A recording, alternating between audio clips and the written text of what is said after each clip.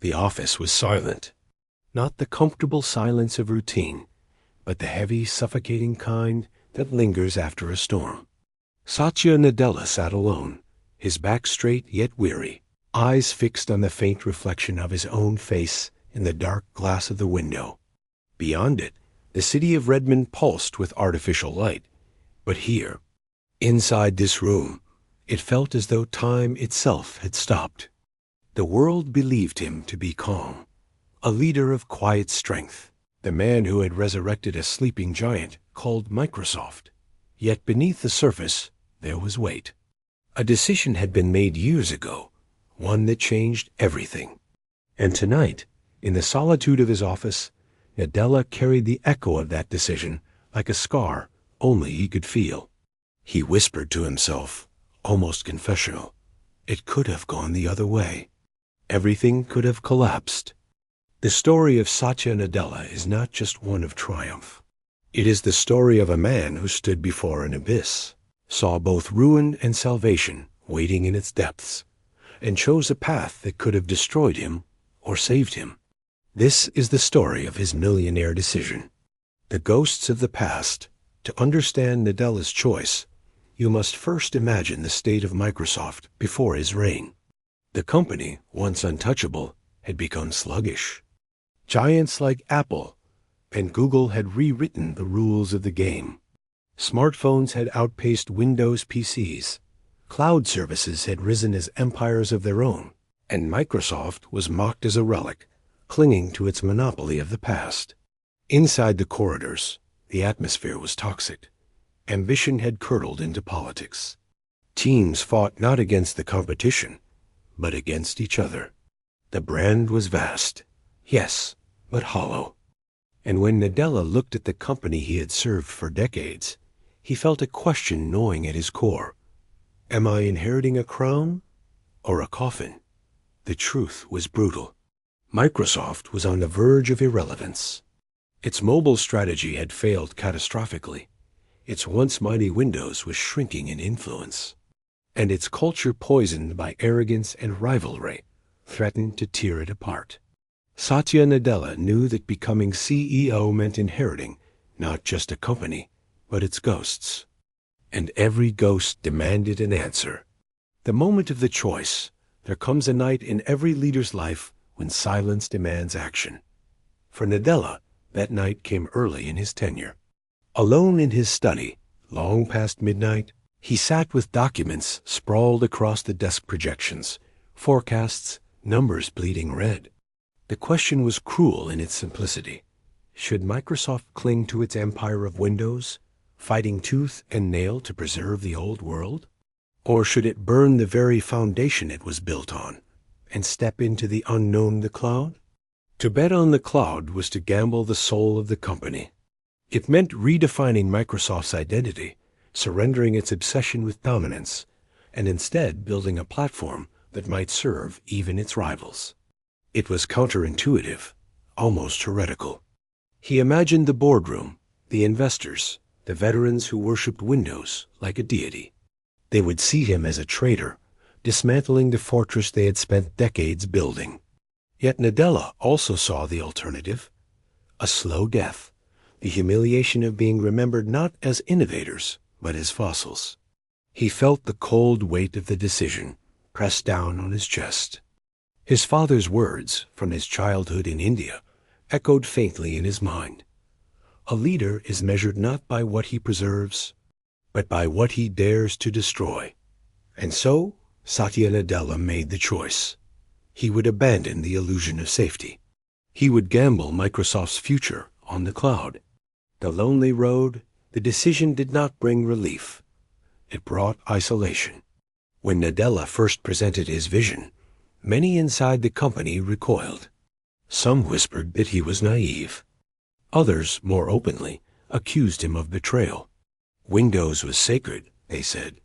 To put it second was blasphemy. But Nadella's eyes did not waver. He had chosen his path, and now he would walk it, even if it meant walking alone. He began dismantling old rivalries, breaking down silos that had festered for years. Departments that once competed were forced to collaborate. Arrogant hierarchies were dismantled, and whispers of rebellion filled the air. The culture fought him like a living beast, every step an act of defiance against tradition. But Nadella, quiet and soft-spoken in public, carried a steel spine. He did not shout, he did not rage, he simply moved forward, unrelenting. Still, at night, when the office emptied and the city outside went to sleep, the doubts returned. What if he was wrong? What if this gamble led to collapse? He would close his eyes and see the shadow of failure. Headlines mocking him, employees abandoning him, history writing his name beside ruin. And yet, he would whisper the same words to himself, night after night. Better to fail with conviction than die clinging to the past. The consequences of fire, the years that followed, were not gentle. The decision to pivot to the cloud required sacrifices.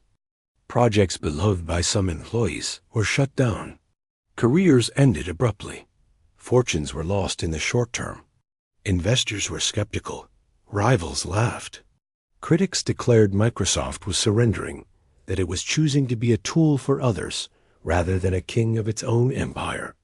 But slowly, almost imperceptibly, something shifted. The new vision took root.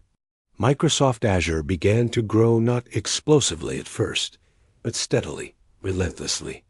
Companies that once dismissed Microsoft returned, attracted by its newfound humility and power.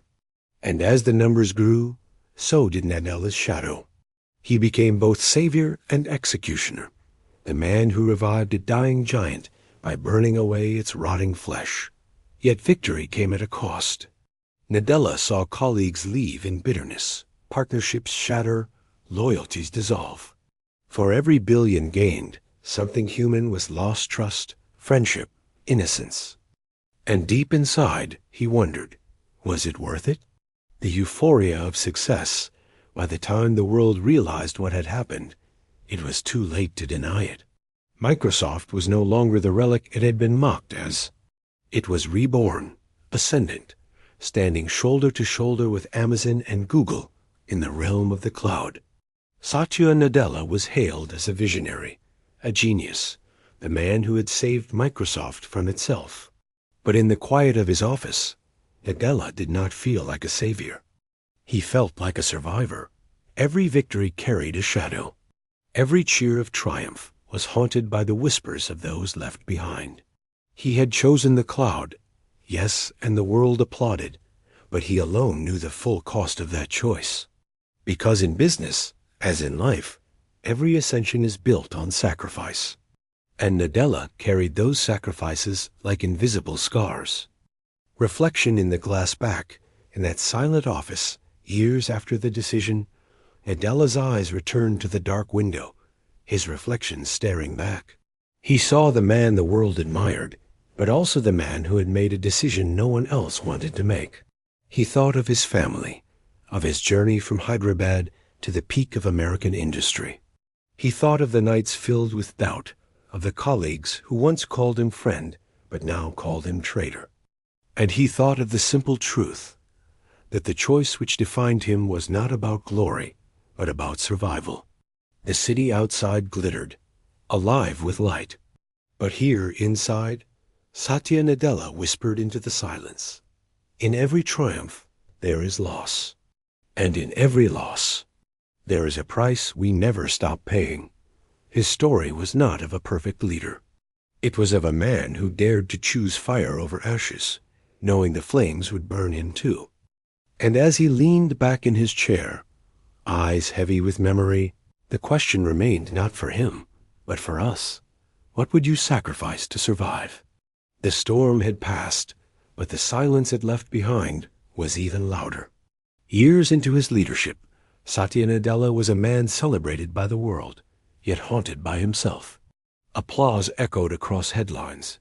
Analysts bowed to his foresight, and Microsoft's stock soared to heights once unimaginable. The empire was alive again. And yet, in the solitude of his office, Nadella felt the absence of those who had walked away. The ghosts of dissenters, the faces of colleagues whose careers ended as collateral damage to his decision, lingered in the quiet corners of memory. The cloud had saved Microsoft, but what had it cost him? The shadow beneath the applause. When you sit at the summit of power, the applause never stops. But Nadella knew better than anyone. Applause is not love. Applause is debt. The world celebrates you only so long as you deliver. The moment you falter, the same hands that cheer will be the first to throw stones. At public events, his smile was calm, his words polished, his tone soft but decisive. He appeared as the antidote to the ruthless, combative leadership styles of the past. But inside, he lived with constant unease. He would lie awake at night, hearing the phantom voices of critics, reminding him of the gamble he had taken. What if Azure stumbled tomorrow? What if rivals outpaced them? What if the gamble that had saved Microsoft today doomed it tomorrow? For every $1 billion of revenue, there was a sleepless night. For every new partnership, there was the paranoia of betrayal. And for every success, there was the gnawing truth. Survival was temporary. The family man in the shadows, behind the glass towers and boardrooms, Nadella was also a father. His eldest son, Zane, was born with cerebral palsy, a fragile life demanding endless care and devotion. To the outside world, Nadella's story with his son humanized him, proof of his humility, his empathy, his ability to lead with compassion. But to Nadella himself, it was a private crucible, one that shaped every fiber of his being. The nights spent in hospitals, the helplessness of watching his child suffer, these experiences etched a profound understanding of fragility into him. Perhaps that is why he dared to gamble Microsoft's soul. He already knew that safety was an illusion. Life could collapse at any moment. Yet even this truth carried a darker burden. Success at Microsoft often pulled him away from home. Every deal, every late-night decision came at the cost of moments he could never reclaim with his family. The world hailed him as a visionary, but in his heart, he sometimes feared he was failing at the role that mattered most, father. The betrayal within inside Microsoft, Nadella's reforms had not erased every shadow. The old rivalries had not vanished, they had simply adapted, hiding beneath the surface. Some executives played along with the new culture of collaboration, but behind closed doors, the hunger for power remained. They smiled at him in meetings, yet sharpened their knives in whispers. Nadella knew it. He could feel it. Leadership was not friendship. It was warfare disguised as diplomacy. He often thought of one particular meeting an executive, once powerful under the old regime, confronting him directly. "You're making us weak, Satya. We don't serve rivals." We crush them. But Nadella had not flinched. He looked the man in the eye and replied quietly, "Empires fall when they fight yesterday's wars." The room had gone silent. The man eventually resigned. But the echo of that confrontation remained. Nadella learned that leading through kindness did not mean leading without blood.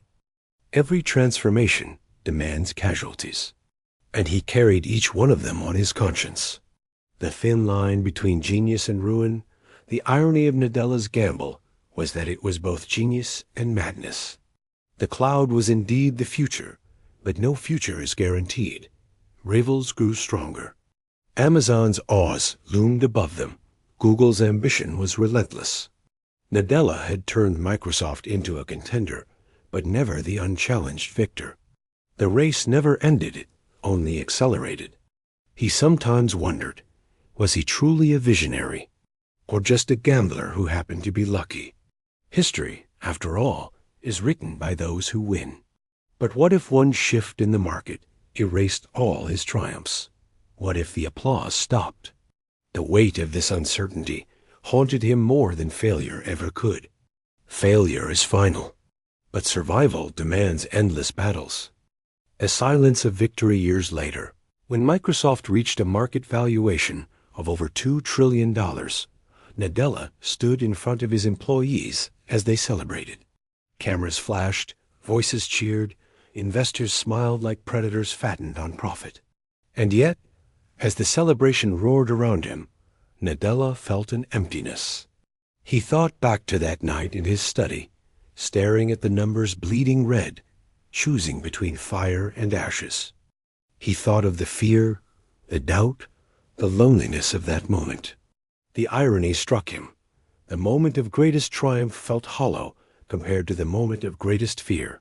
Success was empty. The struggle had been alive. He realized then that victory is not a destination. It is only another kind of prison. The reflection. A confession in the dark, in the quiet of his office, Satya Nadella leaned forward, hands clasped, eyes heavy with exhaustion. He imagined speaking not to the board, not to the media, but to a single listener, a stranger in the shadows, someone who might understand. "People think I saved Microsoft," he whispered. "But the truth is, I was only trying to save myself. From irrelevance, from fear, from the emptiness of playing it safe. They call me a leader. They don't see the nights I've spent wondering if I traded too much time with my family, loyalty of colleagues, pieces of my own soul." His voice cracked, softer than the hum of the city outside. Every decision has a price, and the price never stops being collected.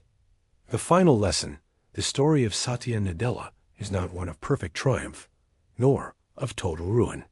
It is a story that exists in the shadows between the two, a story of survival bought with sacrifice. His decision to gamble on the cloud transformed Microsoft, but it also transformed him. He learned that leadership is not about victory. It is about carrying the scars of choices no one else dared to make. He learned that every empire stands not on vision alone, but on the silent graves of what was destroyed to build it. And he learned that the greatest danger of all is not failure, but success, the endless demand it places, the endless debt it creates. The closing silence as he rose from his chair and turned off the lights, Nadella left his office in silence. The city outside glowed, unaware of the shadows within. The world would remember him as the man who saved Microsoft. But Satya Nadella himself would always remember the truth. He was the man who lit the fire, knowing it would burn him too. And so his story ends not with applause, nor with ruin, but with a whisper, heavy and eternal. Every decision creates a shadow, and I still walk within mine.